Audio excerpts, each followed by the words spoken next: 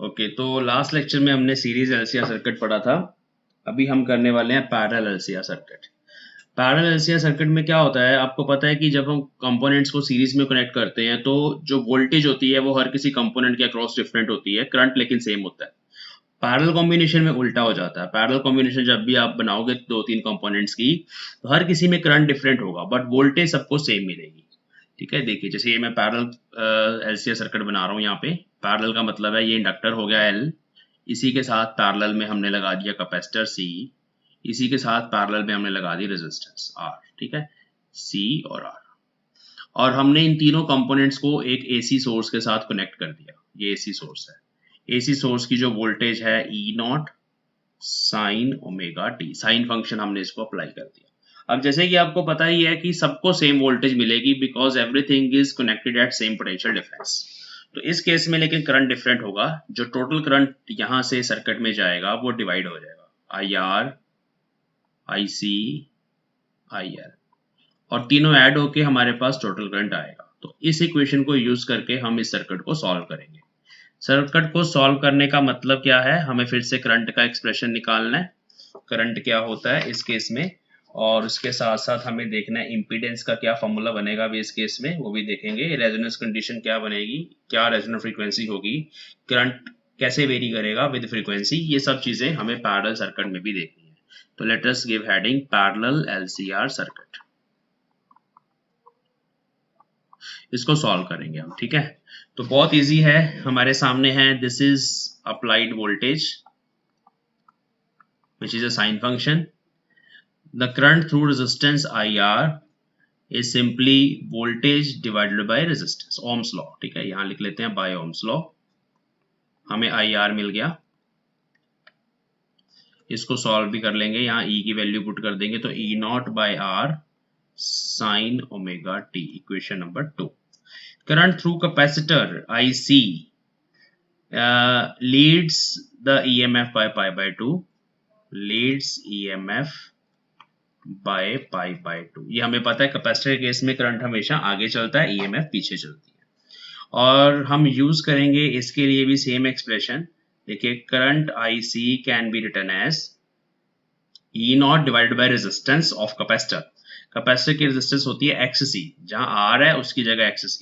और इसके साथ साथ हमें पता है कि करंट आगे चलता है पाई बाय 2, तो करंट के एक्सप्रेशन में साइन तो है ही है, sine omega T plus pi by 2 आएगा क्योंकि ये आगे चलता है करंट, है ना। ये सीधा हम ऐसे ही लिख लेते हैं इस तरह करंट का एक्सप्रेशन। जो भी हमने पिछला भी स्टडी किया है पिछले लेक्चर्स में, उनको यहाँ पे यूज कर लेते हैं कॉन्सेप्ट्स को। ई नॉट, और ये 1 by X C is omega C, इसको मैंने ओमेगा सी लिख लिया 1 बाई एक्स सी को, और इसके साथ आ जाएगा कॉज ओमेगा टी।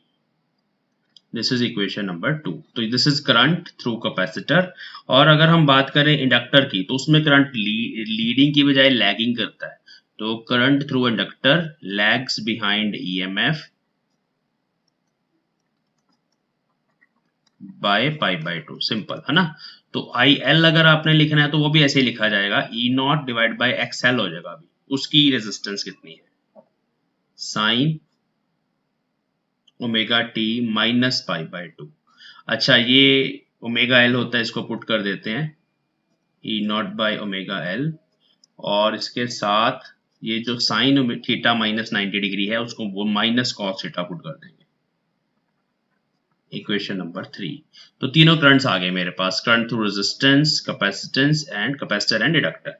अब इन तीनों को ऐड करके I will get total current. तो हम फाइंड कर लेंगे total current. Adding IR, IC and IL gives I। तो I आ जाएगा हमारे पास। तो I is, देखो मैं आई नॉट, ई नॉट सब जगह है उसको कॉमन लिख रहा हूं। आई आर में है हमारे पास sine omega t by R, 1 by R था ना, और इसमें है omega C into cos omega t, ये आई सी का एक्सप्रेशन है। और आई एल है 1 बाय ओमेगा एल, क्योंकि ई नॉट बाहर लिख लिया मैंने, माइनस भी था कॉज ओमेगा टी। ऐसे इन दोनों को कंबाइन करेंगे, यहां पर भी कॉज है, यहां पर भी कॉज है, ई नॉट ऐसे ही रहेगा। चलिए मैं आर भी कॉमन ले रहा हूँ, तो अंदर आ जाएगा साइन ओमेगा टी। तो आर क्योंकि नीचे से कॉमन लिया है, यहाँ आर आ जाएगा हमारे पास, ब्रैकेट में आ जाएगा ओमेगा सी माइनस 1/ओमेगा L cos omega t, bracket बंद। तो अभी यहाँ पे ना ऐसे इमेजिन करेंगे कि यहाँ ये 1 एक लगा हुआ है, 1 तो लगा ही सकते हैं, और ये वाला सारा फैक्टर जो है ये भी एक कांस्टेंट है, 1 भी कांस्टेंट है, ये भी कांस्टेंट है, टाइम के साथ वेरी नहीं कर रहे, मैं ये कह रहा हूँ। तो we will put some constants here. देखिए मैं 1 की जगह यहाँ पे खुद से पुट कर रहा हूँ a cos phi, जस्ट इसकी फॉर्म बनाने के लिए, फंक्शनल फॉर्म सही तरीके से। Sine omega t as it is, 1 की जगह a cos phi प्लस इस पूरे फैक्टर की जगह a sin phi cos omega t.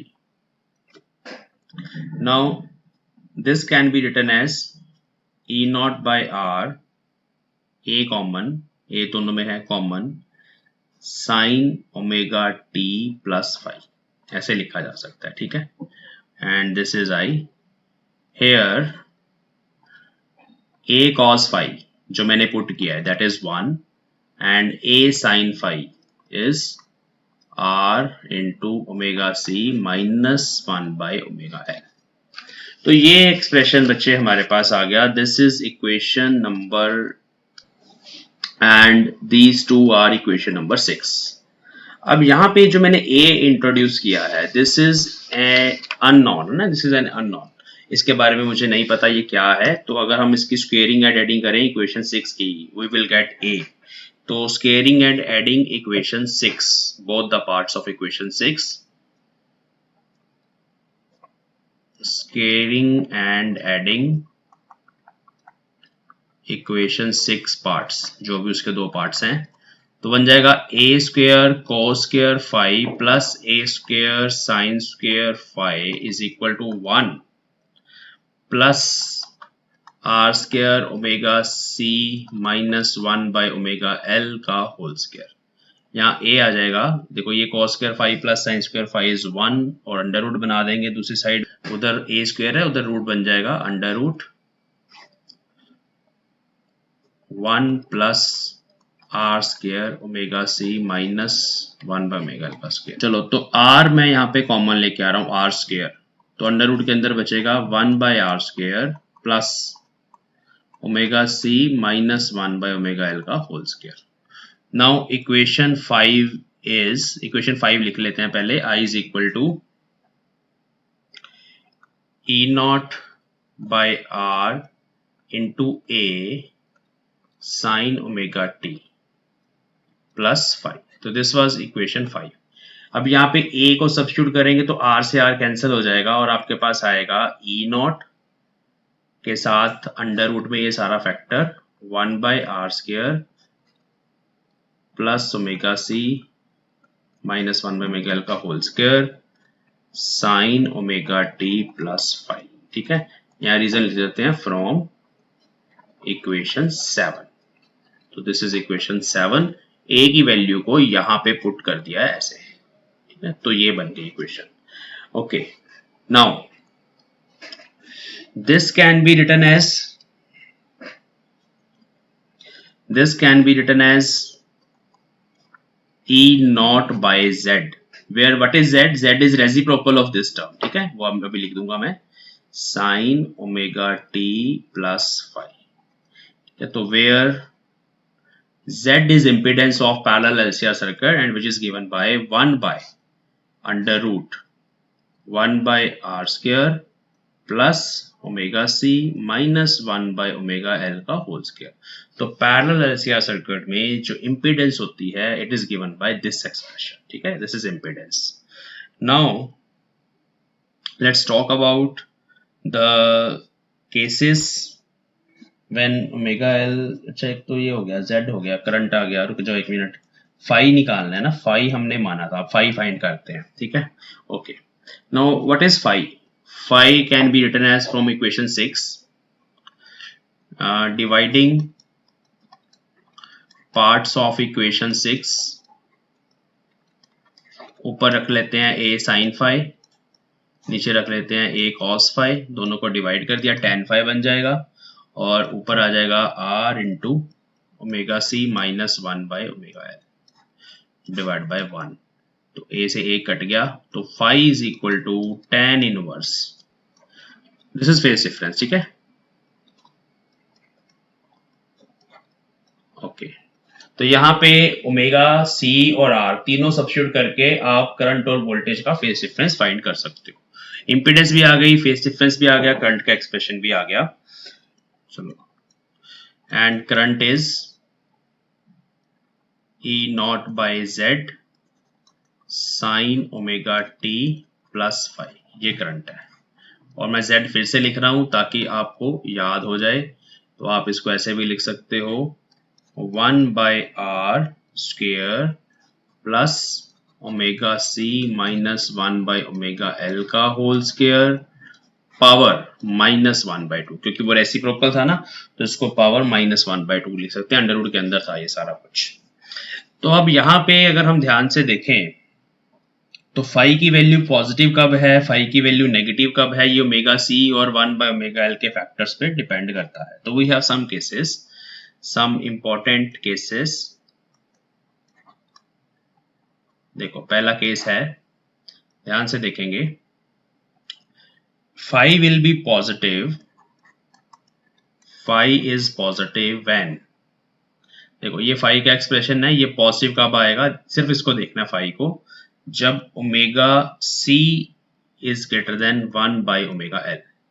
इसको आप ऐसे लिख सकते हो, ओमेगा एल उधर चला जाए, ओमेगा सी इधर चला जाए, omega L is greater than 1 by omega C, ठीक है। तो वही हो गया XL is greater than XC, तो उस केस में फाई पॉजिटिव है। इस केस में सर्किट को बोला जाता है इंडक्टिव सर्किट।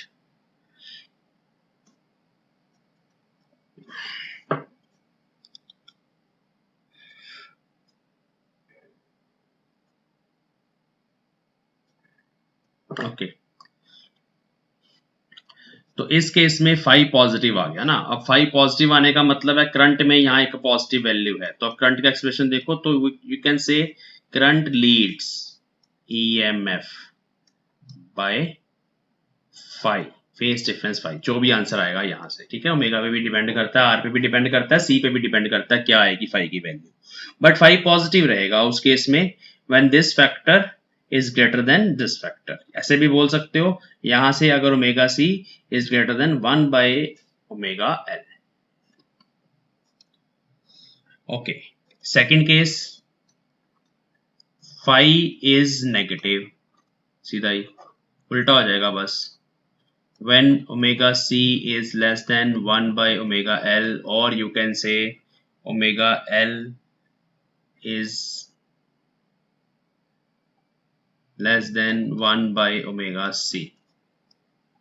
तो इस केस में आप ऐसे भी कह सकते हो xl is less than xc, तो फाई नेगेटिव आएगा। फाई नेगेटिव आने का मतलब है current lags EMF by phase difference phi, ठीक है। तो ये दोनों स्पेशल केस हो गए। Now third case, when phi is zero. Phi zero कब होगा, जब ये दोनों फैक्टर फिर से बराबर होंगे, उसी को रेजोनेंस बोला जाता है, रेजोनेंट फ्रीक्वेंसी सेम हो जाएगी। तो in the third case phi is zero when omega C is equal to 1 by omega L, और you can say frequency of the source is 1 by under root L C, this is called resonant frequency. अब फिर से आप देखें इस case में जो impedance है वो कितनी आ रही है, तो इस केस में जो Z होगा वो क्या बन जाएगा, देखते हैं। Z is equal to 1 upon under root 1 by R square plus omega C minus 1 by omega L का होल स्क्वायर। ये इम्पीडेंस का एक्सप्रेशन है, ओमेगा सी ओमेगा एल के अगर बराबर हो जाएगा तो ये टर्म जीरो हो जाएगी, हमारे पास सिर्फ आर बचेगा, ठीक है। 1 by R square under root के अंदर है, तो 1 बाय आर ऊपर चला जाएगा, आर बचेगा। तो Z इस केस में बच्चों R के बराबर आ गया मेरे पास, और this is maximum value of impedance. इस केस में Z की ये मैक्सिमम वैल्यू जो होती है वो R होती है, ठीक है। देखो ये थोड़ा कॉन्ट्रास्ट है सीरीज एलसीआर सर्किट से। सीरीज एलसीआर सर्किट में ना Z ये होता है R square plus omega C minus 1 by omega L, उसमें ना डिनोमिनेटर में नहीं होता, ये सारा ऊपर होता है। तो उस केस में वो जो Z की वैल्यू R आती है ना एट रेजोनेंस, वो मिनिमम वैल्यू होती है, थोड़ा उससे रिवर्स है। ये रेजोनेंस पे Z जो होता है ना उस केस में वो मिनिमम होता है, उस केस में यहाँ मैक्सिमम होता है। अब इसके कॉरस्पॉन्डिंग फिर अगर मैं करंट की बात करूं जो कि है I not is equal to E not divide by Z, है ना, मैं सिर्फ पीक वैल्यू की बात कर रहा हूं करंट की, तो वो अब बन जाएगा E नॉट बाई R, ठीक है।